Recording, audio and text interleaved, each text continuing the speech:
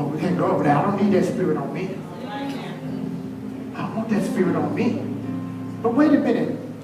If the Christ in you is not strong enough to handle the adultery in them, what kind of Christ you got? What kind of Christ you got? If the Christ in you can't handle the crack cocaine in them, what kind of Christ do you have? What kind of spirit do you have? See, we need to learn how to comfort people and confront the demon. We too busy running from it because we're spiritual cowards. Oh yeah, I know you want to keep your walk clean. Really what you want to do is you don't want to activate that God speak through you. The real deal is you're scared. The real deal is we have so judged people that we'll just throw them away. We judge them to condemnation instead of to restoration. Now let me talk comparatively for a second. 2 Corinthians 5 says that you should not judge. Matthew 7 says that we should not judge. That don't judge, because the same way you're going to be judged, with the same condemnation you judge them, you shall be judged. But then Paul comes back in Corinthians and says, listen, that the spiritual man judges all things. So where are you? Are you caught between judging and condemnation, or being spiritually minded enough to judge? Now here's the difference. In Matthew 7, you judge to their destruction. You judge to them being separated from the body. You judge them to the point where they feel like they're the scum of the earth and they're no good. But in 2 Corinthians, when Paul talks about that judgment, he says that you can examine the situation, see what the situation is, and stay spiritual in how to deal with it.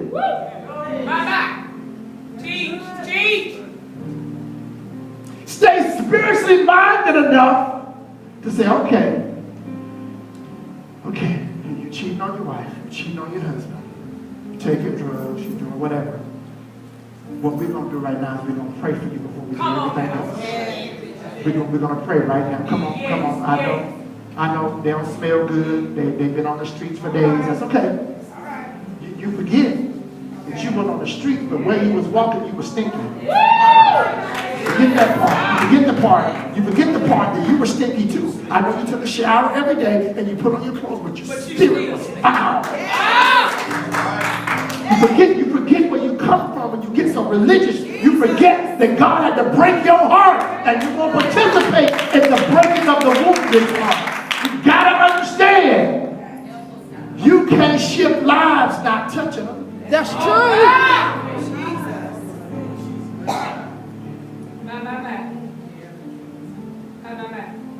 Paul says he's spiritual. He judges all things. You can look at it and by the Spirit of God see what God is doing. But if you don't first care, it ain't gonna make a difference. Problem is we don't care no more. We don't care. And so we judge people. We judge them to their destruction. I ain't dealing with that. Maybe the reason God keep putting that in your face is because you're supposed to be dealing with that. And I'm going to get a little bit focused to your business. You probably came from that.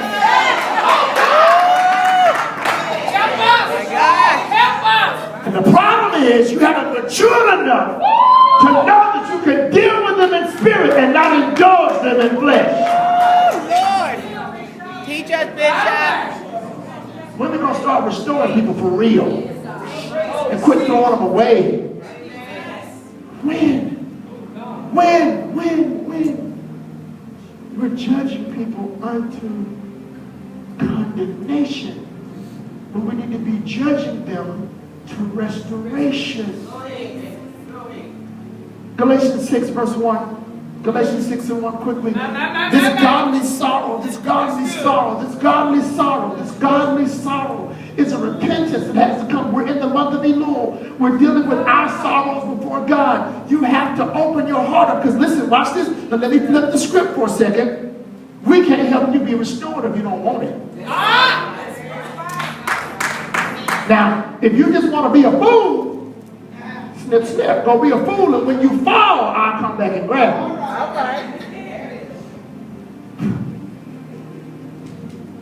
When when you make it to your pig pen, your loader bar, Right. I'll be right there to help find you. That's what the Spirit of the Lord is supposed to do. I'll find you in your loader bar. I'll find you in your place and restore you. But now I ain't got to tolerate you acting a fool. Uh-huh. Let's flip back to the church now. That's for the rebellious spirits in the house. It's okay. Brethren, if a man be overtaken in a what? A fault, a sin, he misses the mark. If he misses the mark, ye which are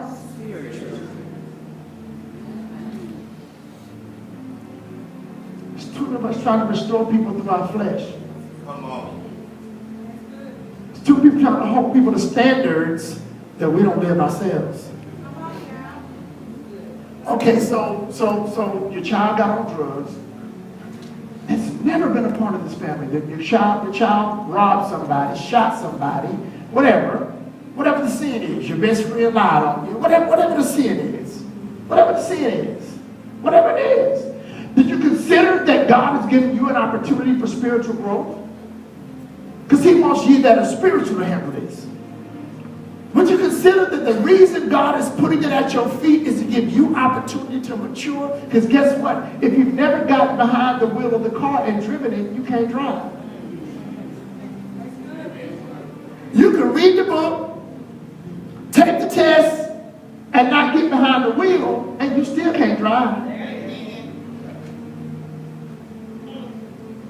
There's an examination that has to take place. There's a point where God has to put it in your face and say, deal with it.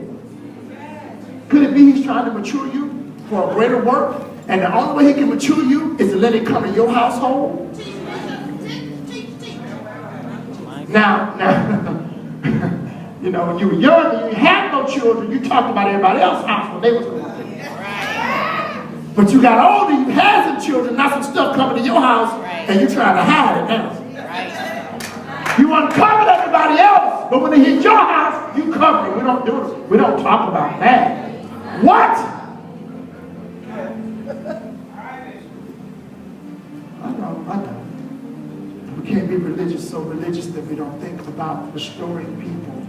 We've got to touch lives. It's more important. He says, ye that are spiritual, that which flow. He says, restore such a one in a spirit of what? Meekness. Come on now. You know, you got to help me here because see, this bothers me. Do you know? Let's take a test. We're gonna take a one-question test. Single question. So you're gonna pass or fail on this one answer. You're going to pass or fail. Look at your neighbor and tell him you're going to pass or fail right here. On this one, this is a pass or fail. This ain't no, you can't get 50% on this. It is one question. One question. Now watch this, watch this, watch this. Watch this, watch this, watch this. Watch this. Did you know you were wrong when you were wrong?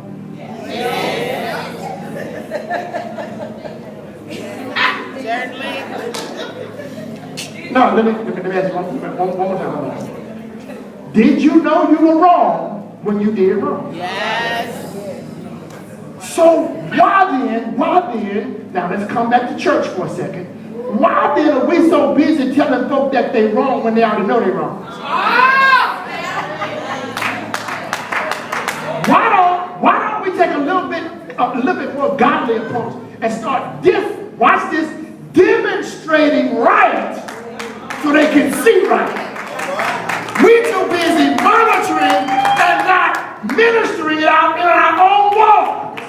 He says you got to come with a spirit of meekness. You got to humble yourself. See, we want to get in folks' face. You're wrong. Yeah. And that's all we want to get out. We don't just want our Bible. We want our large print Bible. You know, the heavy one, the big one you got to hold with both hands. The one on grandma's kitchen table.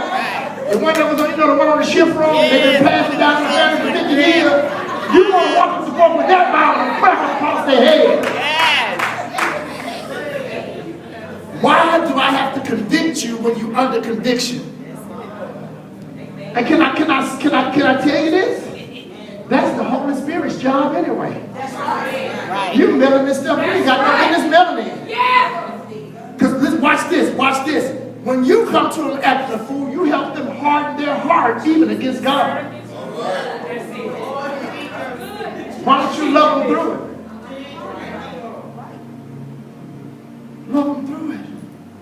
But we want to pull out the big one and just smash them like cockroaches. I wonder what grace did for you. Oh God. Oh God.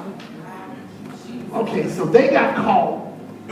You got away with it. Right. But let me ask you this question. Here's another Pastor Fail question. What did God see? No. Now I ain't talking about what mama found out, or dad found out, or your spouse found out. I said, what did God see? Come on now. What you said? What did God see? Because ultimately, He's going to be the righteous judge. That's it. So while we sitting back looking at folks, because we were slick enough, sly enough not to get caught, don't mean we ain't got no sin. What it really means is we really more cunning. That means we got another spirit that's more deceptive than the next man's. Because they did it and couldn't lie good enough. You did it and you lied your way through it. Oh, that's a whole different look at it. You thought you were slick, but you just was a better liar.